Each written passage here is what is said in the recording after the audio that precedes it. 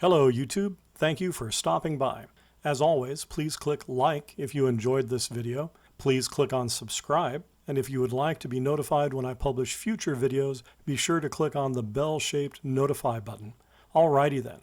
This is part 2 of a multi-part series on my 2x72-inch belt grinder project based on the plans made by Jeremy Schmidt, a very talented YouTuber who is a woodworker, metalworker, and maker.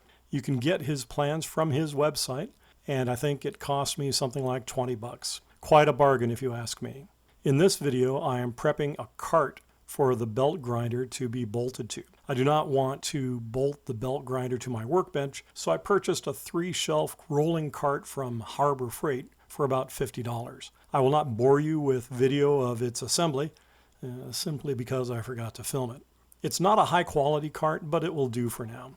Due to the lack of space in my garage, I need things to be on wheels so I can move stuff around and reconfigure my workspace based on whatever it is I'm working on at that moment. Anyways, I figured that I can store belts on the middle shelf and attachments on the bottom shelf, and if I run out of room, I'll come up with a better solution. The top shelf is 3.5 inches deep, but it's pretty thin metal, so I'm going to make a butcher block style slab of 2x4s, screw laminated together on edge to set inside that top shelf. Once the slab has been assembled, I'll screw it onto the shelf from underneath to secure it to the cart. This will be the base that the belt grinder gets mounted to. I will need to plane down the faces of the 2x4s a bit so that they will all fit inside the shelf. I need to gain about 1/2 inch of material, and so I'm just shaving, maybe a little more than 1/2 inch. I'm just shaving a little bit off of each one. All right, well, let's get started with that.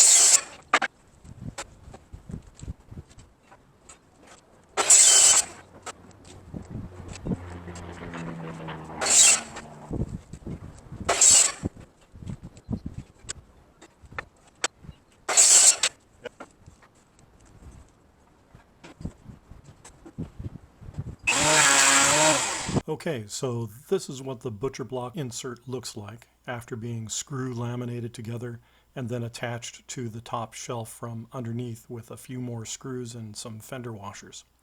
Now, rather than mount the belt grinder directly to this butcher block insert, I have decided to cover the wood with a stainless steel plate first. I did the same thing with the cart that I used for my propane gas forge, and since I like the way that cart turned out, I figured I would do the same thing with this cart too. So, let's do that next.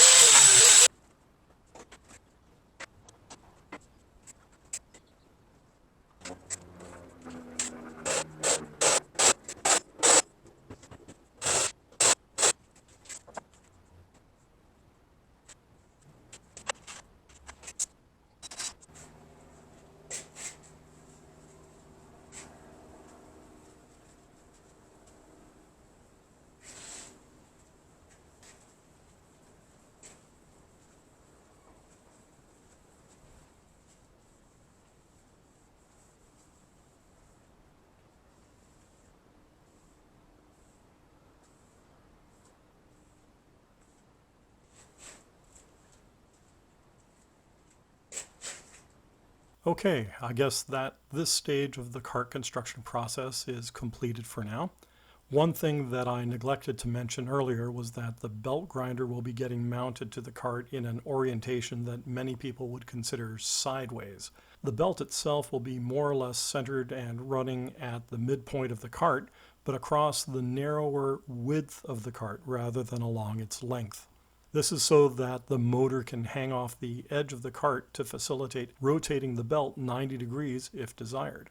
I should point out that the motor by itself weighs over 70 pounds, and the tilting bracket that it is mounted to weighs about 26 pounds total. So about 2/3 of the weight from that bracket, 17 additional pounds, is also hanging off the edge of the cart.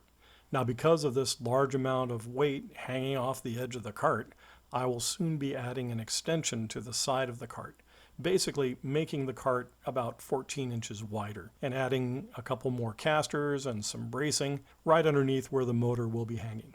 This will help keep the cart from tipping over. While I'm at it, I'll probably swap out the rubber casters for some cast iron versions like I used on my armoring stake cart.